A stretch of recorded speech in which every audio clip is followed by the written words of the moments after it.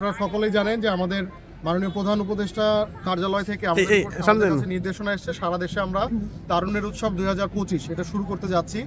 এই উৎসবের আমাদের প্রতিপাদ্য যে বিষয়টা সেটা হচ্ছে জুলাই আগস্টের যে গণ অভ্যুত্থান, ছাত্র জনতার যে স্বতঃস্ফূর্ত গণ অভ্যুত্থান, সেই গণ অভ্যুত্থানে স্মরণে এবং আমাদের তরুণদেরকে আমাদের মূল ধারার সাথে, মূল ধারা বলতে আমাদের হচ্ছে উন্নয়নের সাথে এবং হচ্ছে ওভারঅল আমাদের বাংলাদেশকে নিয়ে একটি নতুন যে স্বপ্ন আমরা দেখতে চাই সেই স্বপ্নটাকে তাদেরকে সারথি করতে মূলত আমাদের এই তারুণ্যের উৎসব। তারুণ্যের উৎসবকে কেন্দ্র করে এটা অলরেডি গত পরশুদিন ঢাকাতে অলরেডি এটা আনুষ্ঠানিকভাবে শুরু হয়েছে। আজকে আমাদের ফেনী জেলাতে এটা র্যালিও শুরু হয়েছে। এটা প্রায় 1.5 মাস ব্যাপী এই প্রোগ্রামগুলো চলবে। এর ভেতরে আমরা আজকে র্যালি দিয়ে শুরু করছি।